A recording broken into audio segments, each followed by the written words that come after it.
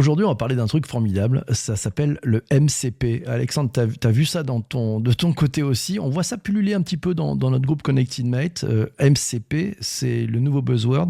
Ça veut dire quoi, Alex? Ça veut dire modèle, contexte, protocole. Alors, je ne suis pas un grand écos, je ne sais pas pile poil tout comment ça fonctionne, mais en gros, c'est les nouvelles API, mais spécifiquement pour les agents par intelligence artificielle. En gros, c'est une API que tu peux connecter à ChatGPT. J'ai testé, c'est absolument incroyable.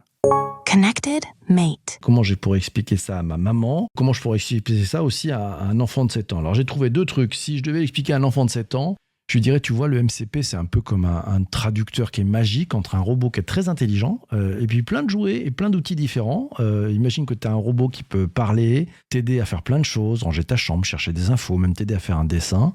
Mais pour ça, il doit savoir comment utiliser tes jouets, ton ordinateur et même ton cartable. Le problème, c'est que chaque jouet a sa propre façon de parler et ton robot, lui, ne comprend pas toutes ces langues. Le MCP, c'est une sorte de dictionnaire ou de boîte à outils qui aide le robot à parler avec tous les jouets sans devoir apprendre chaque langue à chaque fois. C'est un peu comme si au lieu d'avoir 100 modes d'emploi différents, il n'y en avait qu'un seul pour tout. Et grâce à ça, ton robot peut t'aider plus vite avec moins d'erreurs. T'en penses quoi, Alex? C'est pile poil ça. Après, ce qui est assez rigolo, et j'aime bien voir ça avec mon boss en ce moment, les vidéos qu'on peut voir sur Twitter, bon, c'est pas vraiment la réalité. Sur X, c'est sur X maintenant. Tu vois, on a tous pas encore les bons termes pour moi non plus. qui évolue beaucoup. Peut-être qu'on l'appellera Grok sous peu d'ailleurs. Mais en gros, moi je vais te prendre mon cas d'usage. Donc j'ai connecté un MCP à Cursor. Donc en gros, c'est comme un chat GPT mais sur mon ordi. Et j'ai connecté ce MCP. Ce MCP me permettait de pouvoir contrôler Blender. Alors pour ceux qui connaissent Blender, enfin pour ceux qui on est dans la geekerie la plus complète. Geekerie, mais bon, c'est assez important. En fait, Blender, c'est un outil qui permet de faire des objets 3D. Donc là, je pense que geek ou pas geek, on va directement comprendre que, ok, c'est galère à utiliser, c'est sûr. C'est un peu comme Photoshop, ça peut être complexe pour certains, et certains d'autres savent plutôt bien utiliser. Et dans tous les cas, pour être bon dessus, il y a du vrai niveau, c'est des gros outils, quoi. Et en fait, directement, depuis donc ce cursor, donc ce chat GPT-like, il pouvait discuter avec ce logiciel. Parce qu'il avait ce MCP, en fait, cette passerelle, quoi. Il avait cet outil, ce pont, je ne sais pas comment on peut l'appeler assez facilement, pour les non-technophiles, mais en gros, ChatGPT pouvait contrôler du coup Blender. Et je ne vais pas rentrer dans la précision technique de quel modèle j'ai utilisé et tout, mais en gros, j'ai pu commencer à faire générer des objets 3D. Alors, c'est pas top, c'est pas incroyable, ça vaut pas ce qu'on peut voir sur X, comme dirait PPC, mais ça m'a permis de contrôler un outil que je ne sais pas du tout utiliser et ça a commencé à designer une base assez sympa. Après, je lui ai donné des objets 3D déjà existants et pour essayer de voir s'il arrivait à... Je voulais qu'il arrive à poser une lumière en fait au-dessus de mon objet 3D pour l'éclairer. Et c'était pas trop mal. En fait, je donnais des screenshots de à quoi ressemblait ma vue sur l'outil. Et du screenshot, il arrivait à comprendre où est-ce que j'en étais. Du coup, après, il faisait des actions. Il me redemandait des screenshots. Donc, on voit un petit peu ce principe du là, ça commence vraiment à être un agent parce qu'il peut contrôler d'autres choses que juste te faire du texte, quoi. Donc, tu veux dire que c'est finalement un super agent qui est capable de parler avec différents outils, différentes IA, et faire en sorte que tout ça soit coordonné. C'est-à-dire qu'en fait, il amène finalement un protocole. J'ai l'impression que c'est un peu comme une super pièce de puzzle, tu sais, qui sait parler avec les autres. On avait ça un peu avec les API, mais là, j'ai l'impression que c'est une sacrée accélération, en fait, non? Ce qui est très très fort, c'est que là, aujourd'hui, si vous voudriez, créer un agent IA, il faudrait lui donner des outils, des tools, ce qu'on appelle des tools. Et donc, tu pourrais lui donner une calculette. Vous pouvez lui donner accès à pouvoir faire des actions sur un site web. Ou genre gérer votre dashboard pour faire des remboursements clients, etc. Pour faire ça, il fallait connecter par API, donc qui est cette fonction technique qui permet en gros avec des codes secrets, etc., de pouvoir faire des actions sur un autre logiciel. Le problème, c'est que par API, en fait, à chaque fois, il faut le mettre à jour personnellement. C'est-à-dire qu'il va falloir éduquer et donc faire un prompt à votre agent. Quand la personne te dit ça et qu'il y a ces règles-là qui confirment, tu vas pouvoir parler à cet outil-là, mais que de cette façon-là. Et en fait, du coup, c'était très itératif et un peu complexe pour que ça fonctionne bien parce que, en gros, c'est-à-dire que les règles de base de ton agent, dedans, tu dois intégrer comment il doit utiliser cet outil. Alors que plutôt, il devrait juste savoir que cet outil existe. Et en fait, c'est là où MCP est très malin, c'est qu'en fait, toi, tu mets à disposition ce MCP. Je sais pas, on va prendre...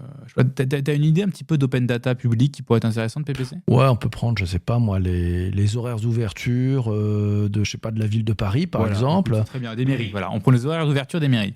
Demain, tu crées un agent qui a accès, c'est à toi de le développer, du moins l'intégrer. et demain la mairie de Paris change sa façon de faire pour appeler la base de données, eh ben toi, il va falloir que tu te mettes à jour en fait. Donc si tu sais pas, tout va tomber capote, etc. Et surtout, imaginons, tu fais la mairie de Paris, tu fais toutes les horaires d'ouverture, mais en plus, tu veux prendre toutes les horaires des bus RATP sur Paris, qui amènent aux mairies. Donc là, en fait, tu commences à dire à ton agent qu'il a accès à tout ce contexte-là, qu'il doit, pour appeler chacune, parce que ça fonctionne jamais pareil, il faut bien qu'il pose ses questions et tout. Donc en fait, c'était très itératif et tu arrivé à un taux de résultat qui était pas mauvais, mais qui était pas top non plus. Avec le MCP, la mairie de Paris crée ce MCP. Toi, tu l'intègres, c'est 2 petits morceaux de code que tu intègres dans ton agent, c'est très simple. Et en fait, la mairie de Paris, eux, vont pouvoir mettre à jour autant qu'ils veulent. Et en fait, ça va directement pousser les règles d'usage à ton agent. Je t'interromps 2 secondes parce que j'ai pas compris. C'est la mairie de Paris qui utilise ce protocole, qui met en place ce protocole pour être utilisable par d'autres. Oui, tout à fait. Alors donc, c'est la mairie de Paris qui utilise ce protocole, en fait, pour pouvoir mettre à disposition à tout le monde une nouvelle façon de se connecter à leur service. Et ce qui fait qu'en fait, toi, tu l'intègres plus facilement dans ton agent. Et dans ton prompt de ton agent, tu n'as pas à préciser en fait, des éléments qui étaient plus complexes avant, qui étaient « OK, pour y faire appel, il faut que tu fasses cette action-là, cette action-là. » Non. En fait, là, juste son agent, il sait juste qu'il a accès à ça. Tu lui mets juste des règles de quand est-ce qu'il faut que ton agent aille lui parler. Et après, quand il va lui parler, en fait, directement, il a accès à des outils. C'est-à-dire qu'il a accès à des règles. Il sait que s'il appuie sur ce bouton-là, donc s'il dit cette phrase-là, ça va activer ça. S'il dit cette phrase-ci, ça va activer ça. S'il fait cette phrase-là, ça va faire ça, ça va faire ça. On peut reprendre juste dans l'exemple que tu donnes avec les horaires d'ouverture, les transports, etc. Admettons, tiens, Citymapper, je pense que vous connaissez tous cette application, elle est vraiment géniale, on sait où on est localisé, on donne une distance, enfin un endroit où on veut aller, et puis il nous propose, parce qu'il se connecte à toute l'open data en temps réel avec les API de tout l'open transport. Allez, je suis Citymapper, je vois que c'est en train de bouger avec ces MCP et autres systèmes qui finalement, ces nouveaux agents qui sont peut-être plus smart que mon site web ou mon application mobile. Qu'est-ce que j'ai à faire ? Les MCP, c'est une force pour moi, c'est un truc qui va me disrupter, et c'est une autre façon de réinventer mon application. Je fais quoi ? Non, c'est une énorme force. En fait, c'est une grosse force que ça pourrait te dire. Je ne suis pas fan de l'exemple Citymapper, mais j'aimerais bien qu'on change d'exemple. On prenne Carrefour. Carrefour, ils peuvent avoir de la donnée qui fournissent à n'importe qui pour faire en sorte que sur un site, je ne sais pas quel site, mais sur un site, tu puisses savoir c'est quoi la dernière, je sais pas, le dernier discount dans le Carrefour le plus proche de chez toi. Donc en gros, il faut la localisation de la personne et après, c'est connecter une base de données avec les discounts. Ça, aujourd'hui, peut-être qu'ils l'ont déjà fait, c'est l'open data, tu peux l'intégrer sur ton site, c'est sympa. Avec le MCP, en fait, ils vont pouvoir simplifier la vie à tous les développeurs, tous ceux qui créent des agents, pour pouvoir y avoir accès. Et ce qui fait que demain, tu peux avoir Gemini, donc l'IA sur Android. Et en fait, Gemini va pouvoir directement discuter avec les données Carrefour très simplement, parce que Carrefour ont développé ce MCP, qui fait que n'importe qui peut le faire, mais Gemini pourra aussi. Et donc pour eux, c'est super malin, parce que ça fait que c'est très simple pour une IA de te parler. Et c'est toujours l'objectif. L'objectif, c'est que les IA comprennent le mieux possible qui tu es, c'est quoi ton business, c'est quoi ta valeur. Et surtout, pour un Carrefour, c'est quoi les produits que tu as ? C'est quoi les discounts que tu as ? Finalement, le MCP, ça résout le problème en fait, d'arriver à avoir des intégrations qui sont personnalisées. Ça file une interface pour l'échange de contexte. Ça permet aux développeurs de créer des assistants peut-être plus interopérables et surtout capables d'interagir avec différents systèmes, c'est ça ? En fait, c'est la vraie main. C'est les vrais doigts d'une IA. C'est la vraie partie de l'IA qui lui permettra de faire des actions. Et là, l'action, ça peut être lire de la donnée, faire un paiement sur un site web, ça fait c'est tout ça, quoi. Et en gros, ça fait que tu peux faire en sorte que ton service soit dispo via une IA.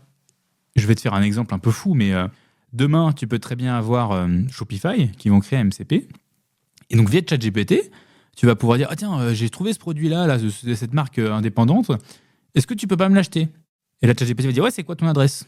Tu vas dire. Et en fait, Shopify, ils auront fait MCP qui pourra donner les informations du produit, récupérer les informations de l'adresse. Et à la fin, parce qu'ils ont fait un petit partenariat avec Stripe, c'est la boîte qui fait les moyens de paiement. Et en fait, tu vas donner tes codes de carte à ChatGPT et lui va pouvoir les envoyer à Stripe qui va faire le paiement. Et après, tu auras ta commande. Et à la fin, même ChatGPT va récupérer le numéro de commande et te donner. En fait, c'est ce plugin, quoi. Je pense que le mot plugin est le meilleur. MCP, c'est un protocole au départ. Hein. C'est un protocole, donc c'est pas forcément un plugin. D'ailleurs, par Anthropic, hein. C'est un des développeurs d'Anthropic qui a développé cette base. Et en fait, il est arrivé avec une base qui avait du sens, qui était logique, de ce que j'ai compris. Hein. Et donc, tout le monde s'est un peu mis d'accord en même temps dessus, parce que tout le monde cherche énormément à pouvoir faire des actions à des IA. Et faire des actions à des IA, c'est très complexe. Et en fait, il a amené une base qui était logique, intéressante. Et donc, beaucoup dans le monde de l'open source, ça a été rapidement pris. Beaucoup se sont amusés avec. Et aujourd'hui, au final, c'est Google, Google et Amazon qui parlent des MCP. Et en fait, donc tu as le MCP, donc c'est vraiment ce principe où tu lui donnes un outil. Et tu as une étape d'après, PPC. Est-ce que tu as entendu parler des A to A, donc A de A? Non. Agent to agent. Attends, garde-nous ça pour tout à l'heure. Parce qu'il y a deux trucs qu'on a gardés pour tout à l'heure. Il y a d'abord, il faudra que je vous explique comment je raconte ça à ma maman, qui a ses 80 années. Et il faudra que je vous donne comment j'explique. Et puis tu vas parler effectivement de ce nouveau sujet. Moi, si je t'arrête un peu là, avant de partir sur la prochaine étape, si je comprends bien, on reprend ton exemple de Carrefour ou d'une entreprise qui... aujourd'hui, finalement, bâtit des stratégies pour être trouvable dans les moteurs de recherche, avec ce qu'on appelle du Search Engine Optimization, pour faire en sorte d'être vraiment de faciliter de la façon dont les moteurs à la Google et autres te trouvent, ou finalement payent de la pub pour être dedans. Et est-ce que finalement le MCP, ce protocole-là, c'est un sujet où celles et ceux qui cherchent à référencer leurs marques, leurs produits, doivent se jeter dessus en disant si on n'a pas ce protocole, à l'ère des IA génératives, à l'ère de tous ces robots qui sont partout, on va se faire déréférencer grave. Pas du tout, j'ai tout faux là. Raconte. Alors, je pense pas que ce soit faux parce qu'il y a une partie de la brique qui est intéressante. En gros, aujourd'hui, quand on parle référencement, c'est comment l'IA a des connaissances sur toi. Le MCP, c'est pas pour avoir des connaissances sur toi. Le MCP, c'est pour pouvoir faire des actions avec un service. Et donc, en fait, l'IA, demain, elle pourrait très bien faire appel au MCP Carrefour pour connaître les derniers discounts. Mais en vrai, l'usage n'est pas très utile. Et le volume d'actions à faire, ça fait tourner les serveurs un peu pour rien. Donc, en fait, c'est plus Carrefour qui connaîtra globalement...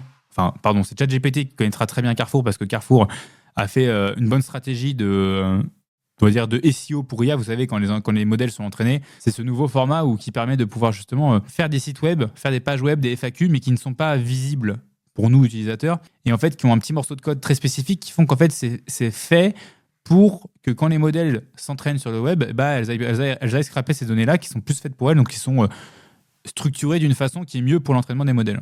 Donc Carrefour, il peut avoir une grande strat SEO là-dessus, donc c'est-à-dire qu'il crée du contenu spécialement fait pour que quand les modèles s'entraînent, ils aient plus d'informations sur les connaissances Carrefour que sur un concurrent du genre Leclerc. Ce qui fait qu'une IA aura plus d'habilité à parler de Carrefour directement que Leclerc parce qu'elle aurait été beaucoup plus entraînée, parce qu'elle aurait eu beaucoup plus de connaissances. C'est assez simple, c'est par A plus B. On peut aussi appeler ça comment biaiser une IA dans sa stratégie business. Voilà, après à voir quel mot on utilise. Et après, l'étape d'après, c'est comment tu fais en sorte que pour que les IA puissent parler avec Carrefour. Donc, effectivement, l'intérêt de savoir s'il y a un discount et tout, why not? Parce que si quelqu'un fait une recherche, effectivement, où est-ce que j'aurai les trucs les moins chers, il faut que ton IA puisse directement aller voir. Donc, soit elle va faire une recherche web, mais c'est pas la meilleure façon de faire. Soit elle a un MCP, elle sait, tiens, il y a Carrefour qui a un MCP, il est super, je peux avoir plein d'informations, tiens, je vais savoir s'il n'y a pas des discounts. Et là, en faisant ça, tu fais en sorte que ta boîte est ultra bien référencée par une IA. Et donc, moi, je peux te dire que faire ça aujourd'hui, c'est absolument génial et ça te permet d'être un peu numéro 1 dans les visions des IA. Par contre, demain, quand ton concurrent aura fait pareil, vous êtes au même niveau, comment l'IA va réagir? Ça, je ne sais pas. C'est peut-être là qu'on va commencer à arriver sur des modèles économiques pour ces boîtes qui font des IA.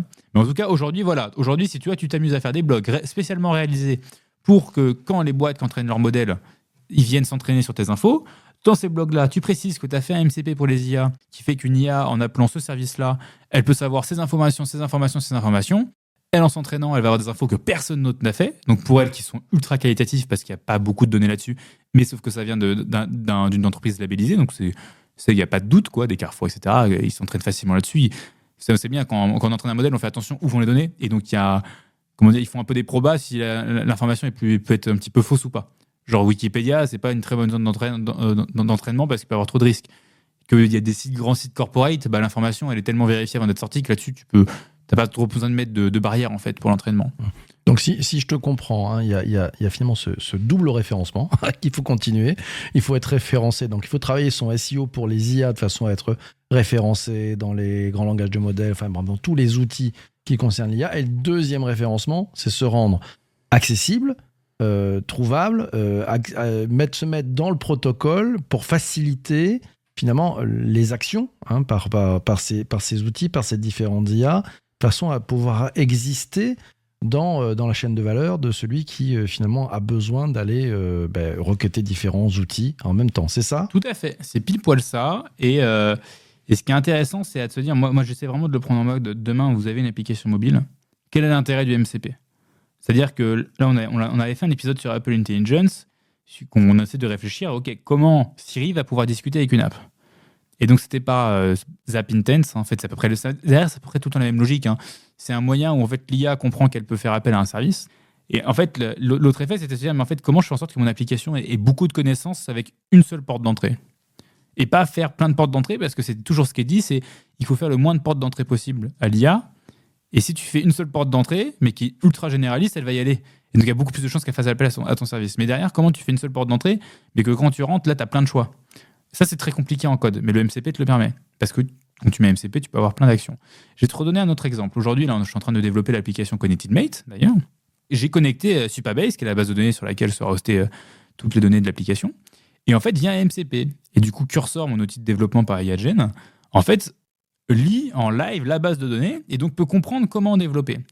Alors, ça marche bien des fois ça, c'est un peu plus du mal. Des fois, il n'arrive pas à faire des appels parce que le MCP Supabase a pas été assez détaillé, ce qui fait que Cursor, des fois, pense qu'il peut faire des actions SQL dans la base de données, c'est-à-dire faire des modifications, mais il ne peut pas. Donc, ça fait des codes d'erreur. Mais on voit bien qu'on est au début de quelque chose de grand, mais peut-être d'ailleurs quelque chose de plus grand va arriver très rapidement derrière. On peut passer au... Ouais, c'est là, tu l'avais appelé comment déjà ton truc là ? A2A, donc les agent to agent, agent à agent. C'est encore un peu plus complexe, mais en fait, il faut juste se dire, et moi c'était un biais que j'avais il y a très longtemps, je m'étais dit, mais est-ce que vraiment en tant qu'entreprise, il faut créer un agent pour mettre à dispo de son client ? Alors il y a des usages, oui, la relation client, etc. Moi, la conclusion que j'avais faite, c'est non, il faut être super bon pour pouvoir faire en sorte que les agents finaux, c'est-à-dire les agents qui sont les plus proches de ton client, ami, enfin je ne sais qui, mais l'agent qui sera le plus proche de toi, ce sera l'agent qui sera dans ta poche, et celui dans ta poche, c'est celui de ton téléphone. Donc ce sera Siri et Gemini sur Android. C'est simple que ça, parce qu'en fait, le but c'est le moins de clics possible. Donc ce sera l'agent qui sera le plus proche. Après, tu auras les secondaires qui seront ChatGPT, enfin les grosses applications. Et en fait, le problème, c'est que il va falloir donner tout ce contexte. Et la meilleure façon, c'est soit tu dis, tu fais un MCP, mais au bout d'un moment, tu prends une entreprise qui a pas mal d'activités, tu vas pas pouvoir faire un MCP qui prend tout le monde. Il va falloir faire un MCP sur ce sujet-là, un MCP sur ce sujet-là, un MCP sur ce sujet-là, parce que chaque sujet, chaque produit a plein de spécificités. Et donc, en fait, on a le agent to agent, où du coup, toi et ta boîte, tu crées un agent qui, lui, a accès à tous tes MCP. Donc, il sait qu'il a ce MCP-là qui sera sur son produit X, ce MCP-là qui sera sur la branche de ton entreprise qui fait ça, ce MCP-là qui met directement en connexion avec des sales de chez toi, par exemple. Et en fait, tu vas faire un agent IA par-dessus tout qui va chapeauter. Ce qui fait qu'au final, Android, lui, va dire « Oh, attends, mon client, il est intéressé par ça, mon utilisateur. Tiens, il y a l'entreprise X qui a un agent. Je vais aller lui parler et je sais que cet agent-là va pouvoir me répondre là-dessus. » Pourquoi on fait comme ça ? Parce qu'en fait, le problème des IA, c'est que quand elles ne sont pas locales, même quand elles sont locales un petit peu, c'est l'inférence, c'est le temps de calcul, le temps de réponse. En fait, plus une IA prend du temps à répondre, c'est plus ça tourne sur des serveurs, plus ça coûte cher. Donc l'idée, c'est qu'il faut commencer à faire en sorte qu'il se passe le moins de choses possible sur le serveur. Donc ChatGPT, c'est pour ça que avant, l'IA, quand tu venais de faire un calcul en maths, elle le calculait vraiment. Maintenant, elle doit faire un calcul en maths, elle a accès à une calculette. Voilà. Donc elle ne va plus autant réfléchir. Ce qui fait que du coup, il y a moins de consommation, c'est moins énergétique, on peut le voir sous tous les angles, hein, c'est mieux pour l'écologie, surtout c'est moins cher. Ce que je vois dans ce que je t'écoute là-dessus, c'est dire que finalement, il y a une nouvelle couche d'intelligence, c'est-à-dire qu'en fait, les IA vont aller travailler avec le bon outil. C'est ce que permet le MCP, c'est ça ? Le MCP, elles vont aller travailler avec le bon outil qui sera toujours bien expliqué. Et le agent to agent, c'est les IA qui vont aller discuter avec la meilleure personne en face. Parce que c'est une personne qui aura toute la connaissance sur ce domaine. Donc en gros, ton IA, Gemini, ira discuter avec l'IA de Carrefour. Mais je précise bien, c'est ton IA qui va discuter avec elle, c'est pas toi, utilisateur, qui va discuter avec Carrefour. Donc les IA vont discuter ensemble, c'est ça, tu dis donc finalement, ça devient des... Le temps de calcul est divisé, et tout n'est pas à la charge de ton IA, tu vois. Donc il y a aussi cette intelligence répartie, en fait, oui, c'est ça, c'est trop cher, en fait, sinon, à la fin. Donc il y a une logique presque pair à pair entre IA, entre spécialistes. Ça veut dire qu'en fait, ça peut interagir avec tous les systèmes, le CRM, les ERP, les bases de données, les outils métiers, c'est ça ? Toi, du coup, tu as ta boîte, je sais pas, Connected Mate, quoi. Et du coup, ton entreprise Connected Mate, imaginons que tu vends je ne sais quel produit, tu vas faire ton agent qui va faire que demain, tu en parles à ChatGPT. ChatGPT va aller discuter avec l'agent ConnectedMate, qui lui dira attends, si tu veux parler à un sales, je te l'active, c'est quoi le numéro? Et donc lui, il va comprendre, ChatGPT va dire attends, bah oui, d'accord, il me faut un numéro de téléphone, je vais demander à mon utilisateur. Alors ça, ça fait comme des relations humaines aujourd'hui où tu as un client final, mais la boîte, la personne en frontale n'a pas la connaissance, donc va demander à quelqu'un d'autre. Ouais, mais comment je référence ConnectedMate chez ChatGPT? Je fais comment? Alors ça, c'est pas encore ultra précis, comme le A2A a été annoncé la semaine dernière par Google, mais c'est pas juste un announcement petit, hein, ils ont créé tout un produit derrière, ce qui est très logique. En fait, tu vas avoir tout un store. Sur AgentSpace, tu vas pouvoir... donc AgentSpace, c'est la nouvelle solution d'agents, mais qui parlent entre eux avec ce nouveau protocole.